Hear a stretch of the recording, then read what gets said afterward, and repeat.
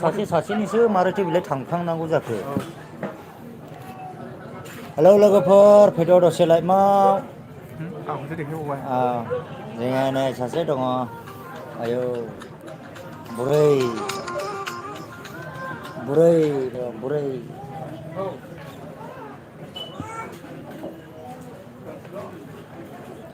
फैदो दे लाइभ होबाय दसे।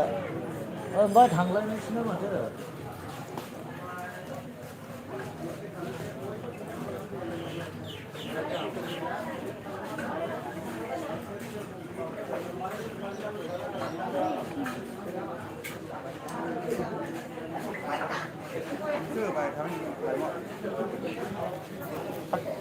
गैयालै सासेबो गैया फैयानो माथो नायनो बासैना जोंखौ।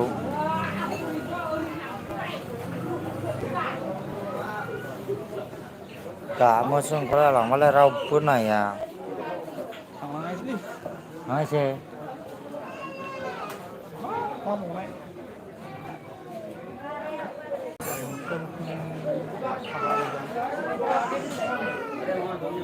सासे फैजेनबायनो सासेल' नायदों।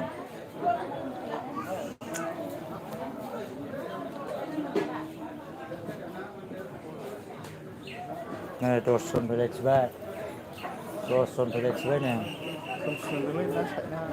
औलै साइडना माथो ओइ नुवासैरा ओरै लासो नुयो नै।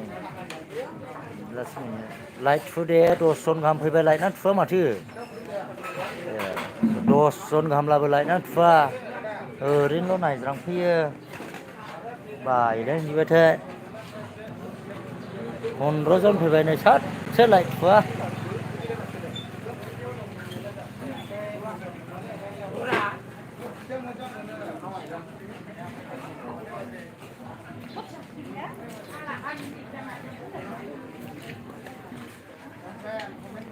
खैला मैला जारावनो दंलै नै बा।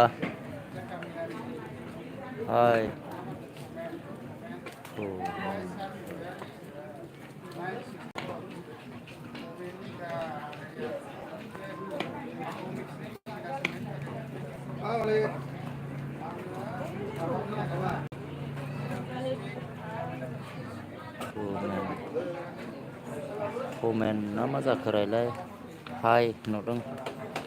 खैला मैला बाजाराव दंलै बा। खैला मैला बाजार नै मानसियानो गैलाया दिनैहाय।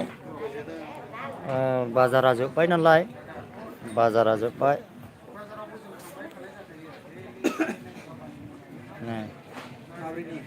फैदो दे हौरै थांनायसैलै खोलाजों थौ।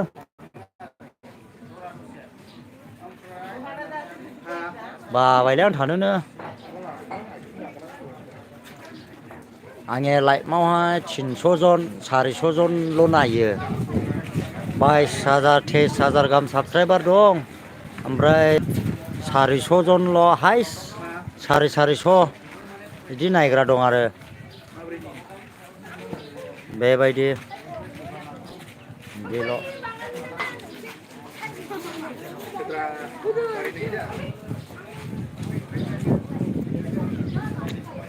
ओइ बाय गारिया लामान ना लामानानो आदैया। बिदि आरो।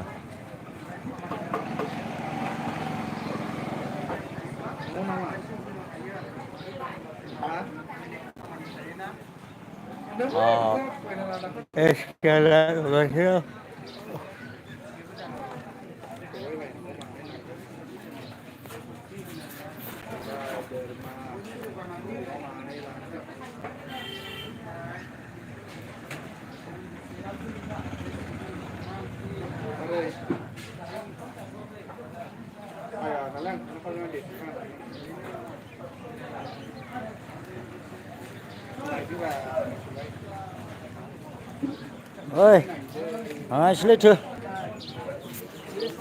ओमफ्राय जोङो ओरैहाय मुलि फानग्रा दङ नै। ओरैहाय नै मा मुलि मोनोरा बावलाय? सानाय सुनायनि मुलि दङ आथिं आखाइ बायनाय लोरिनाय। ओमफ्राय ब्लेक खब्रा गैया? ब्लेक खब्रा गैया? गासिबो मोनगोन नैबे आदानाव बिराद मोजां दे औ नै नै मुलि हाग्रानि आयुर्वेदिक नै ओमफ्राय आं बे आदाजों आरो आयुर्वेदिक जिरायना मुलि दं आरोखि औ नै बाजाराव फानदों बिराद नाङो गोबां मानसिफोरानो प्रमान मोननाय दे नै ओरै खिथाहरदो दा एसे बेबायदि आरो प्रयजन जायोब्ला नैबे आदाखौ जगाजग लानो हागोन मा मुलि फानो अ सानाय सुनायनि माबा माबि बेसुमै नार्जारि बिस नों सानाय आंखौ बिसनि सिनायखायो आथिं आखाइ बायनाय लोरिनाय अके दे दे दे सिनायखागोन औ जायगानिखौलाय माथो सिनाय जानो बायदि बायदि फानो आरोखि दे ओमफ्राय थेंक इउ इसुमै है नार्जारि बाबायलै ओइ लाइभखौ अफलाइन दोनथ'नोसै आं आं लोगोफोर खैलामैलायाव दङ आं कमेन्टखौ नायजोबगोन दे ओमफ्राय मा होनदों गामियारि ब्लग मा होनदों माबे बाजाराव आदा खैलामैलायाव बेनिफ्राय गामियारि ब्लग हेल'